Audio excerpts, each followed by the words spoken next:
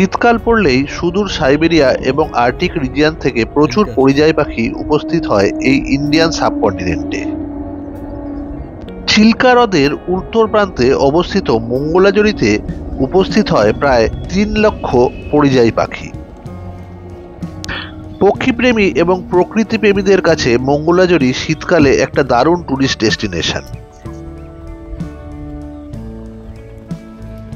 ডিঙি নৌকায় ঘুরে একেবারে কাছ থেকে নানান রকমের পাখি দেখা যায় এখানে। মঙ্গলাজরিতে সরকারি এবং বেসরকারি বেশ কিছু রিসোর্ট এবং হোমস্টে গড়ে উঠেছে।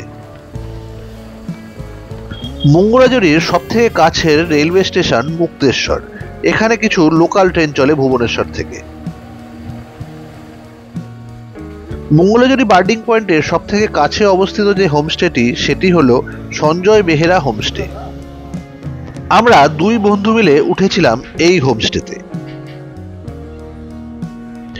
আমাদের জন্য বরাদ্দ ঘরটা ছোটর ওপর বেশ ছিমছাম এবং পরিষ্কার পরিচ্ছন্ন। ঘরের মধ্যে রয়েছে একটি বেসিন এবং অ্যাটাচড বাথও। আজ সকাল থেকে কাল সকাল অবধি আমাদের দুজনের থাকার এবং খাওয়ার খরচ এখানে 2000 টাকা।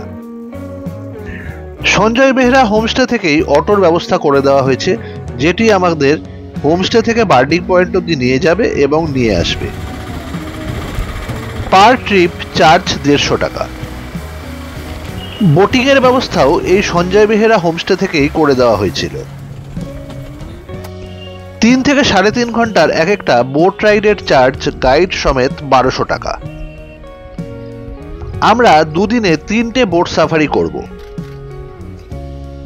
এখানকার বোটম্যান এবং গাইড সবাই বেশ অভিজ্ঞ, তারাই আমাদের বিভিন্ন অ্যাক্টিভিটি দেখিয়ে দিচ্ছিল এবং পাখিদের কাছে নিয়ে যাচ্ছিল। এখানে বার্ডিং এর জন্য যারা আসে তাদের জন্য আলাদা বোট এবং যারা লেকে ঘুরতে আসে তাদের জন্য আলাদা বোট। সকালের বোট সাফারি সেরে ফিরে এলাম হোমস্টেতে।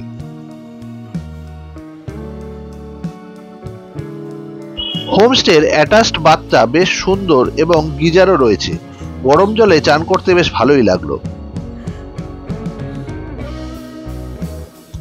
2 তলা এই হোমস্টেটা পুরোটা একটু ঘুরে দেখা যাক।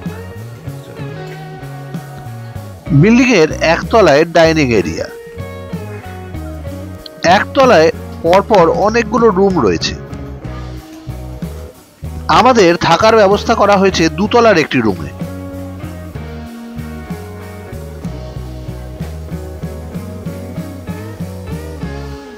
সিঁড়ি দিয়ে 2 তলায় উঠেই একটি লম্বা করিডোর।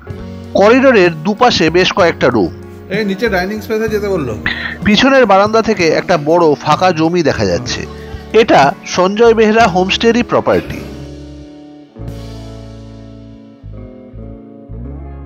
দারুণ পড়েছে কিন্তু প্রপার্টিটা, অনেকগুলো ঘর পড়েছে, অনেক লোক রাখতে পারবে।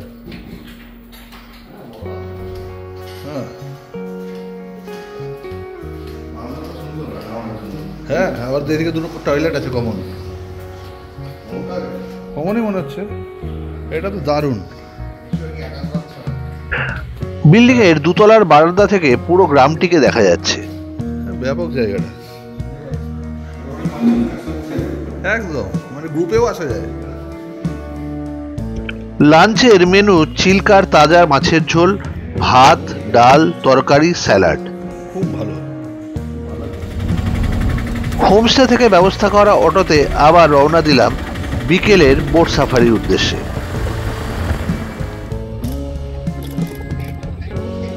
চিল্কা হ্রদে ঘুরে ঘুরে নানান রকম পাখি দেখলাম।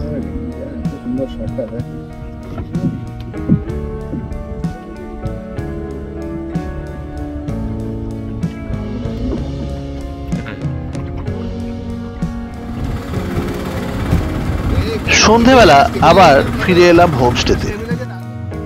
মুড়ি পেঁয়াজি সহযোগে বিকেলের স্ন্যাক্স সারলাম। 2 তলার বারান্দায় বসে অনেকক্ষণ আড্ডা মারলাম এবং রাতের গ্রাম দেখলাম।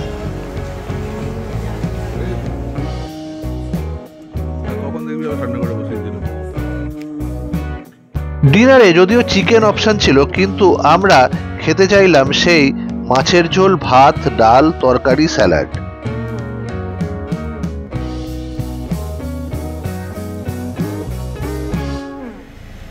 পরদিন ভোরবেলা আবার বেরিয়ে পড়লাম চিল্কায় সূর্যোদয় দেখতে এবং শেষ সাফারিটি সারতে।